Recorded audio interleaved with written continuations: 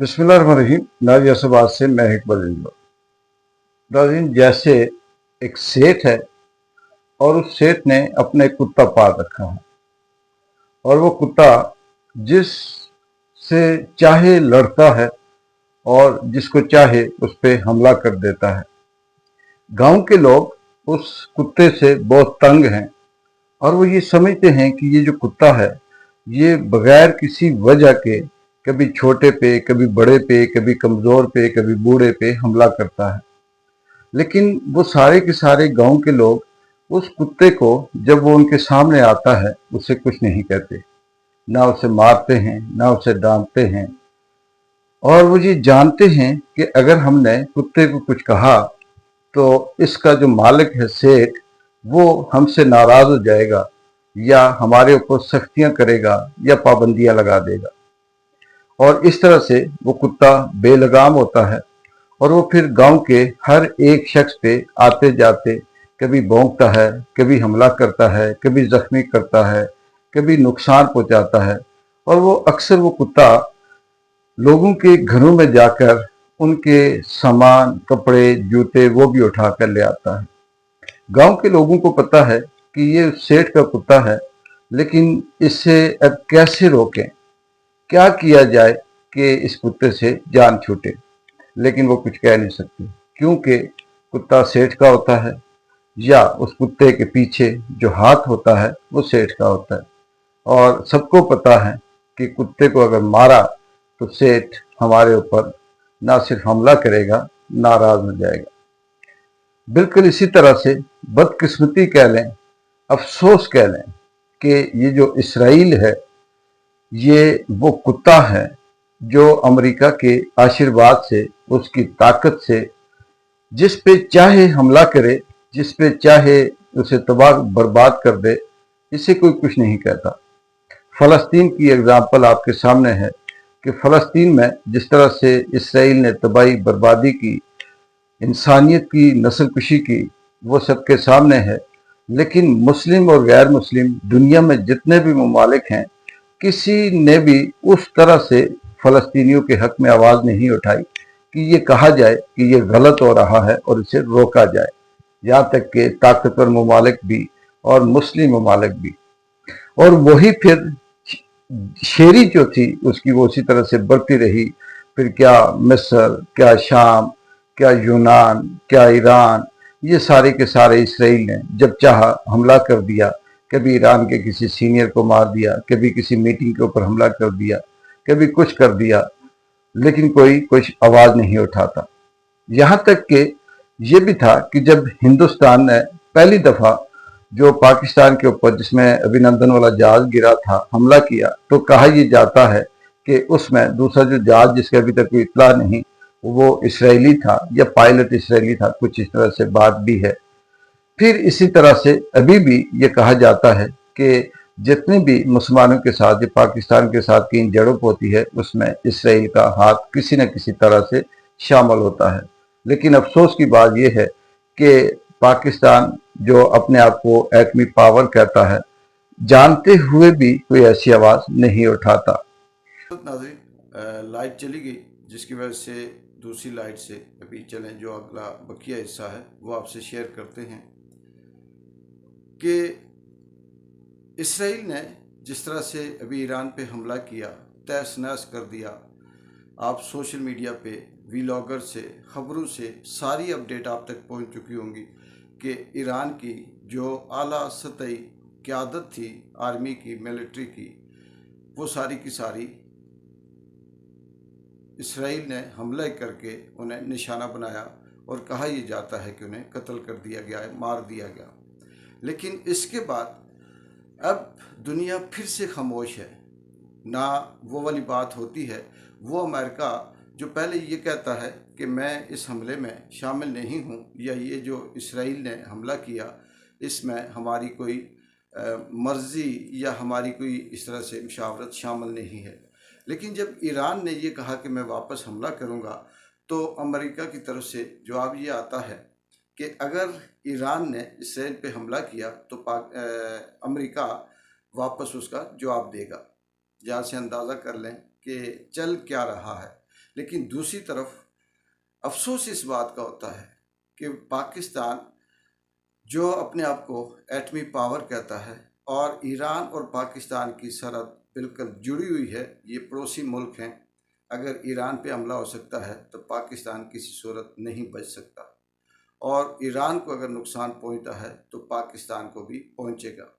लेकिन इसके बावजूद पाकिस्तान की जो क़यादत है वो खुद अमेरिका के अंदर है, और पाकिस्तान के जो मस्करे हैं, जो फार्म 47 वाले हैं, जो वो अपने अपने बजट के अंदर अपनी तनख्वाहों में, अपनी मराहतों में, अपने जानने वालों, अपने मुफाद परस्तों, अपने बेनिफिशरीज के साथ उनके तनख्वाहों में इजाफे करते जा रहे हैं, और दुनिया इस वक्त तीसरी जंग अजीम के दहाने पे खड़ी है।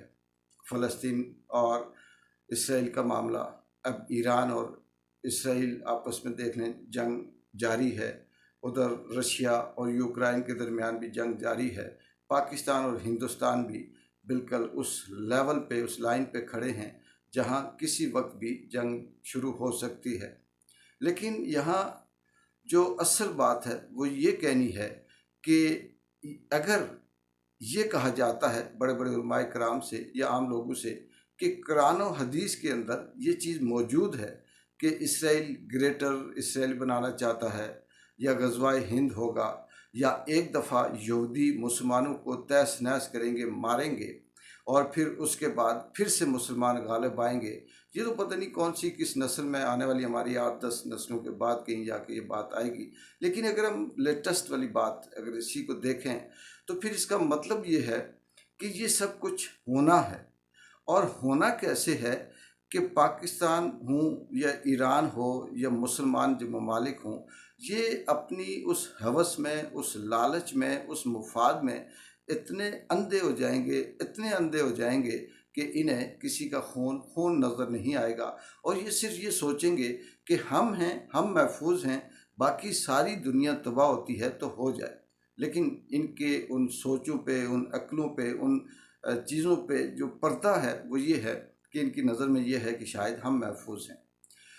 दूसरी तरफ ये कहा जाता है कि ईरान का सारा जो निज़ाम है वो इसराइलियों ने पहले उसी ईरान के अंदर जो जासूसी होती रही, ईरान से ऐसी एग्जैक्ट रिपोर्ट जाती रही इसराइल को जासूसी की शक्ल में या इंटेलिजेंस की शक्ल में, और फिर उसके बाद इन्होंने इसका जो खलाई सिस्टम था, निज़ाम था, सेटेलाइट था, उसे जाम किया, और ईरान के जो एटमी हथियार हैं उनके ठिकानों पे हमला किया। जो आर्मी ऑफिसर या जो चीफ, जो सीनियर क़यादत जहाँ थी, उनके घरों में कह लें, बंकरों में कह लें, या उनके महलों में कह लें, मिसाइल दागे और वो वहाँ मार दिए।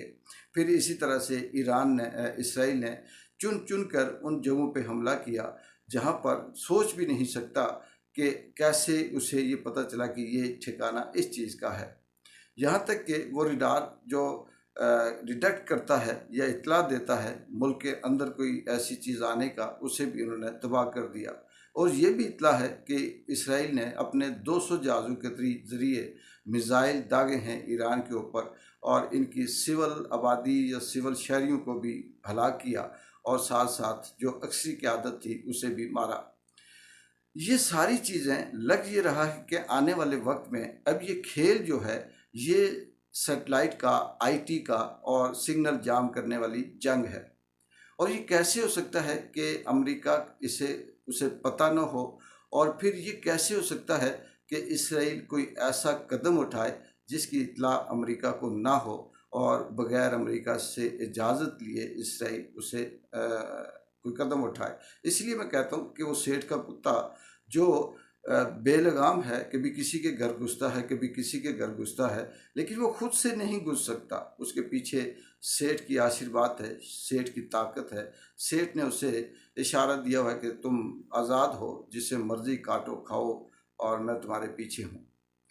अगर ये सिलसिला रुका ना, इसी तरह से दुश्मनियाँ, नफ़रतें, झूठ, फरार, अपनी अपनी अना की खातर, अपने अपने मुफाद की खातर ये सब कुछ जारी रहा, तो फिर चाहे अमेरिका तबाही के दाने पे आए, अमेरिका की बर्बादी का आगाज़ हो गया हो, अमेरिका का ज़वाल शुरू हो गया हो, ट्रंप कुछ ऐसे काम करे जिससे आने वाले वक्त में अमेरिका को बहुत सख्त नुकसान पहुंचे, ये सब मुमकिन है। लेकिन अमेरिका ये ज़रूर करेगा कि फिर वो आहिस्ता आहिस्ता ईरान के बाद पाकिस्तान, पाकिस्तान के बाद फिर कोई और मुल्क, फिर कोई और मुल्क, उन्हें इसी तरह से हमले करता रहेगा, करवाता रहेगा, पीछे खुद होगा और इल्ज़ाम यही होगा कि हमने इनके एटमी हथियारों पे हमला किया, हमने इनके जौहरी प्रोग्रामों को निशाना बनाया, सिविल आबादियों को नहीं बनाया। ईरान के ऊपर जो हमला हुआ है, इसकी बुनियादी जो वजह थी, नुक्ता था, वो ये था कि ईरान जौहरी हथियार बना रहा है और ईरान के पास जौहरी हथियारों का जो मवाद है वो इतना जमा हो गया है कि ईरान 8 से 9 एटम बम बनाने की ताकत रखता है, एज़ पर इसराइली जो तबसरा है, तजिया है वो। और उन्होंने कहा जी कि हम इसे इस चीज़ से रोक रहे हैं क्योंकि ईरान जो एटमी हथियार बना रहा है ये खित्ते के लिए ख़तरनाक है और हम उसे रोक रहे हैं। लेकिन क्या दुनिया में कोई ऐसा मुल्क नहीं है, कोई ऐसी ताकत नहीं है, कोई ऐसा शख्स नहीं है जो इसराइल और अमेरिका से पूछे कि ईरान अगर बना रहा है एटमी हथियार, उससे खित्ते को नुकसान है, तो जो आप लोगों के पास हथियार हैं, जो इसराइल के पास एटमी हथियार हैं, क्या इससे खित्ते को नुकसान नहीं है? इसी तरह से यही वाला बहाना करके इराक पे इन्होंने हमला किया और सारी मुस्लिम दुनिया खामोश थी। आज इराक आपके सामने है। कल ईरान भी इसी तरह से हुआ। मुझे नहीं लगता कि ईरान के पास कोई फौजी इतनी बड़ी ताकत है, या ये है जी ईरान ने ड्रोन भेज दिए, हमले कर दिए। ईरान, मुझे लगता है कि दिखने में कुछ और है, हम कुछ और समझते हैं, असल में ताकत उसकी इतनी ज़्यादा नहीं है। और फिर उसके बाद इन्हें आंखें बदलते हुए देर नहीं लगती। कौन सा मुश्किल है, पाकिस्तान के अंदर भी किसी एक को बहाना बना के इंडिया को ही आगे कर देंगे, तो ही इन्हें इनके साथ पंगा करता रहे, हम तुम्हारे साथ हैं। फिर वही जो कुछ होता रहेगा वो होता रहेगा। फिर किस तरह से तबाही होती है, बर्बादी होती है, और दुनिया फिर उस दहाने पे आकर पहुंचेगी कि जंग अजीम दूम भी पीछे रह जाएगी, वन भी पीछे रह जाएगी, हिटलर चंगेज़ भी पीछे रह जाएंगे। और फिर इस वक्त जो जंग होगी, ये ना फौजी जंग है, ना अब तैयारों की जंग है, ये ड्रोन बगैर पायलट वाली जंग है। और फिर ये सैटेलाइट जाम करने की जंग है।